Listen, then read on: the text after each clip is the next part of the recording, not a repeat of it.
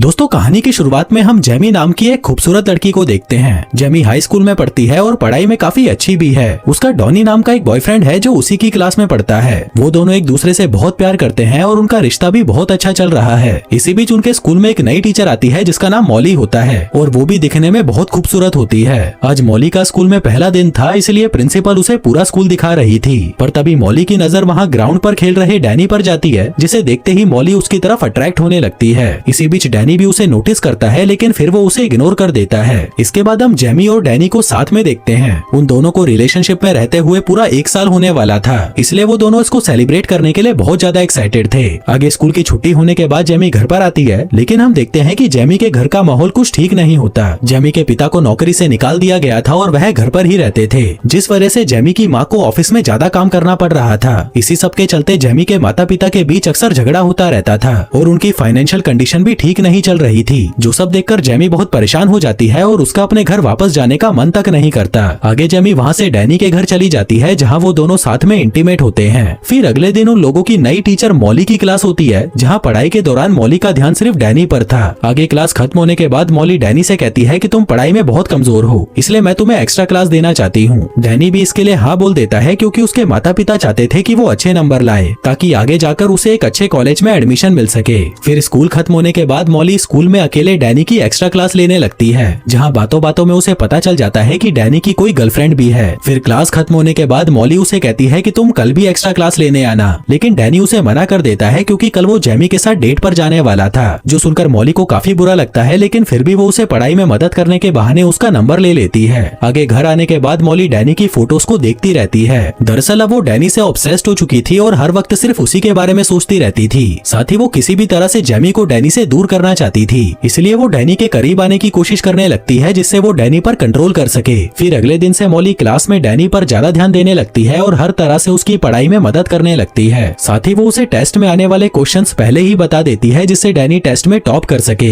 लेकिन वहीं दूसरी तरफ वो जेमी को टेस्ट में जानबूझकर फेल कर देती है, जो देखकर जेमी भी हैरान हो जाती है और तुरंत मॉली से इसके बारे में पूछने लगती है, जिस पर मॉली उसे कहती है कि अगर तुम चाहो तो कल फिर से टेस्ट दे सकती हो। दरअसल मॉली ने ऐसा इसलिए किया था ताकि वो पढ़ाई में बिजी रहे और आज शाम को वो डैनी के साथ डेट पर ना जा सके। आगे जेमी डैनी से मिलने जाती है और उसे कहती है कि हमें आज शाम को हमारी डेट कैंसिल करनी पड़ेगी, क्योंकि मुझे कल के टेस्ट के लिए पढ़ाई करनी है। जो सुनकर डैनी उदास हो जाता है और वहाँ से चला जाता है, क्योंकि वो काफी महीनों से इस दिन का इंतजार कर रहा था। फिर कुछ देर बाद जब डैनी स्कूल से घर जाने के लिए निकल रहा था, तभी मॉली उसके पास आती है और जब उसे पता चलता है कि वो आज रात को फ्री है, तो वह उसे अपने साथ डिनर पर चलने के लिए पूछती है। वहीं डैनी भी अब मॉली की तरफ अट्रैक्ट होने लगा था, इसलिए वो उसकी बात मान लेता है। फिर रात होते ही वो दोनों एक रेस्टोरेंट में डिनर करने जाते हैं, जहाँ मॉली डैनी से उसके रिलेशनशिप के बारे में पूछती है। डैनी इस बारे में बात करने में थोड़ा हिचकिचा रहा था, लेकिन मॉली के फोर्स करने पर वो उसे बता देता है कि अब तक वो जेमी के साथ सिर्फ 1-2 बार ही इंटीमेट हुआ है, क्योंकि जेमी उसे हमेशा कोई ना कोई बहाना बनाकर टाल देती है। तभी डैनी के पास जेमी का कॉल आता है, लेकिन वो उसका कॉल कट कर देता है, क्योंकि अब उसे मॉली के साथ बातें करने में ज्यादा मजा आ रहा था।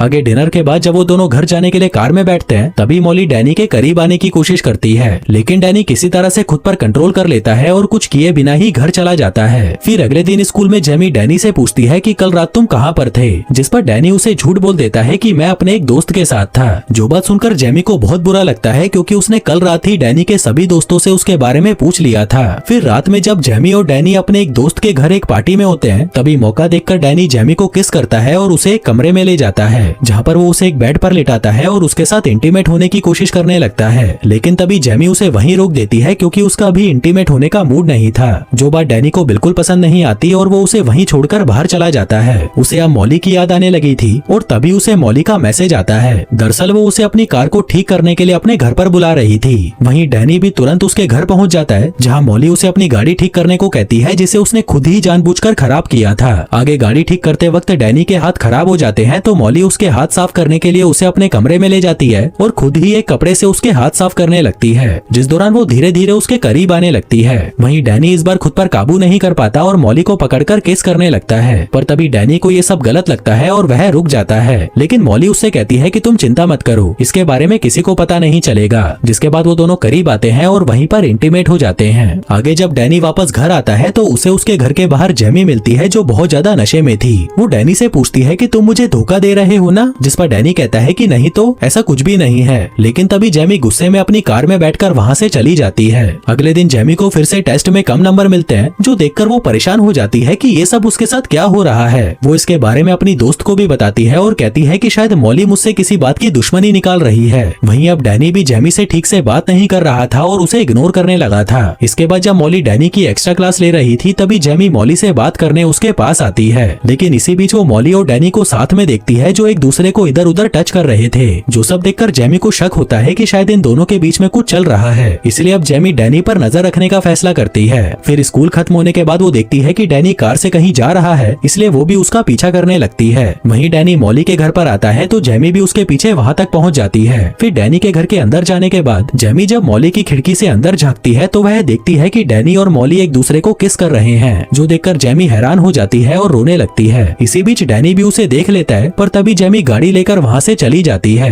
डैनी उसके पीछे जाने लगता है, पर तभी मॉली उसे रोकने की कोशिश करती है, लेकिन डैनी फिर भी वहाँ से जेमी के पास आता है और उससे माफी मांगते हुए कहता है कि प्लीज इस बारे में किसी को मत बताना, क्योंकि अगर मेरे डैड को पता चल गया तो वो मुझे मार डालेंगे। मैं तुमसे वादा करता हूँ कि मैं फिर से ऐसा कभी नहीं करूंगा। अब क्योंकि जेमी भी डैनी से बहुत प्यार करती थी, इसलिए वो उसे माफ कर देती है। फिर रात में जब डैनी घर पर होता है तब उसे मॉली के कई मैसेजेस आते हैं, लेकिन वो उन्हें इग्नोर कर देता है। वहीं ये देखकर मॉली को बहुत गुस्सा आ जाता है। फिर अगले दिन भी जब स्कूल में डैनी मॉली को इग्नोर करने लगता है तो वह समझ जाती है कि जेमी को उनके बारे में पता चल चुका है, इसलिए वो जेमी को उसके पिछले दोनों टेस्ट में पास कर देती है ताकि वो उनके बारे में किसी को ना बताए। लेकिन जेमी उससे बदतमीजी से बात करती है और कहती है कि मैं तुम्हें इतनी आसानी से माफ नहीं करूंगी। आगे स्कूल के बाद जब जेमी वापस घर जा रही होती है तभी डैनी उसके पास आता है और कहता है कि मैं आज मॉली से मिलकर सब कुछ खत्म करके तुम्हारे पास आऊंगा, जो सुनकर जेमी खुश हो जाती है। फिर रात को डैनी मॉली को फोन करके उसे मिलने के लिए बुलाता है। आगे जब वह उससे मिलने जाती है तब डैनी उससे कहता है कि मैं ये सब खत्म करना चाहता हूँ, लेकिन मॉली इसके लिए तैयार नहीं थी। वो उसे समझाने की कोशिश करती है, पर डैनी उसे साफ साफ कह देता है कि मैं सिर्फ जेमी से प्यार करता हूँ, जो कहकर वो वहाँ से चला जाता है। उधर मॉली को बहुत गुस्सा आ रहा था और तभी उसे अपनी सौतेली माँ की कही एक बात याद आती है कि तुम्हें कोई भी प्यार नहीं करेगा।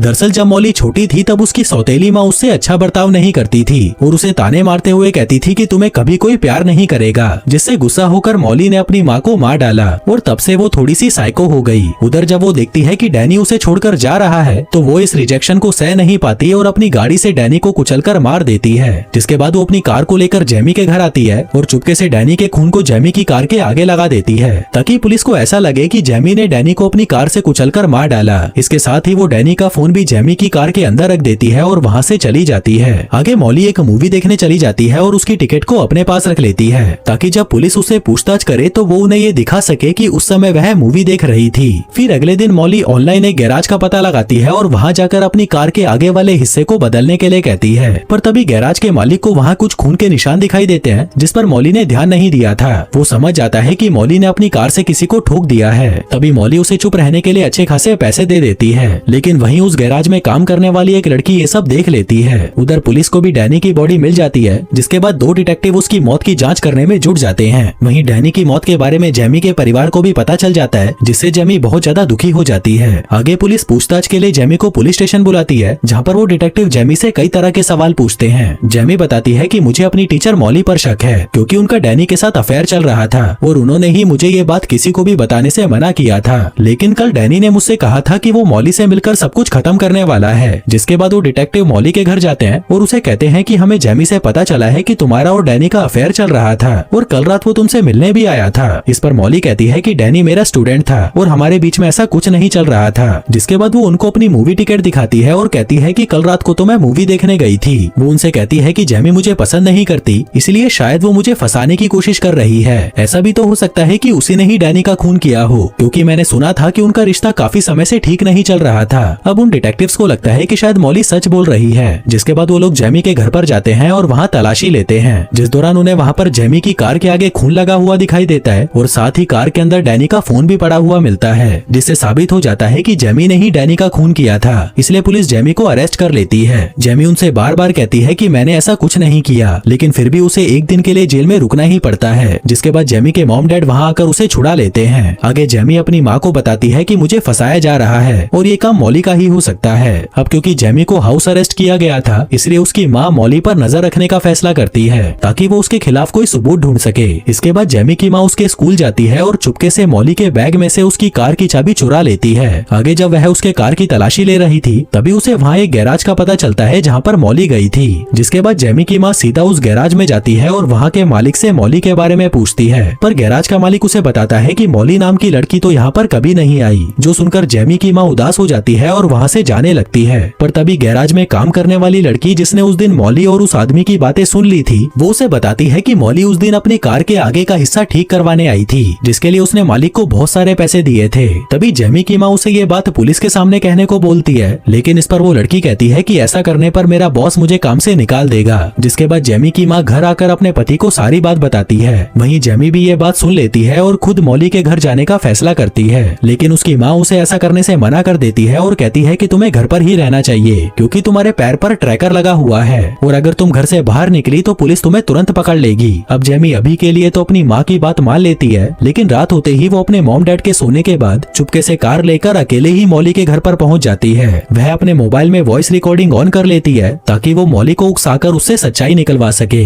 जिसके बाद वो मॉली के घर आकर उसे कहने लगती है कि तुमने ही डैनी को मारा है, मगर मॉली को तुरंत पता चल जाता है कि वो उनकी बातें रिकॉर्ड कर रही है, इसलिए मॉली उसका फोन तोड़ देती है। जेमी मॉली से कहती है कि डैनी ने तुम्हें इसलिए छोड़ा था क्योंकि वो तुमसे प्यार नहीं करता था, साथ ही वो उसे बुरा भला भी कहने लगती है। और तभी मॉली भी ये बात कबूल कर लेती है कि मैंने डैनी को इसलिए मारा था क्योंकि वो मुझे छोड़कर तुम्हारे पास जाना चाहता था। जिसके बाद वो उसे भी मारने के लिए चाकू उठा लेती है, लेकिन इससे पहले कि वो उसे मार डालती तभी डिटेक्टिव वहाँ पर आकर मॉली को रोक लेते हैं। दरअसल वो डिटेक्टिव जेमी के पैर पर लगे हुए डिवाइस को ट्रैक करते हुए यहाँ पर पहुंचे थे, जिसके साथ ही वो मॉली की सारी बातें भी सुन चुके थे क्योंकि वो डिवाइस उनकी बातें रिकॉर्ड भी कर रहा था। अब मॉली वहाँ से भागने की कोशिश करती है, पर तभी पुलिस उसे अरेस्ट कर लेती है, जिसके बाद उसे जेल भेज दिया जाता है और जेमी को छोड़ दिया जाता है। फिर कुछ महीनों बाद हम जेमी को देखते हैं जिसे एक अच्छे कॉलेज में एडमिशन मिल चुका था और वह अपनी जिंदगी की एक नई शुरुआत करने के लिए बहुत ज्यादा एक्साइटेड थी। और दोस्तों इसी के साथ ही ये कहानी यहीं खत्म हो जाती है। धन्यवाद।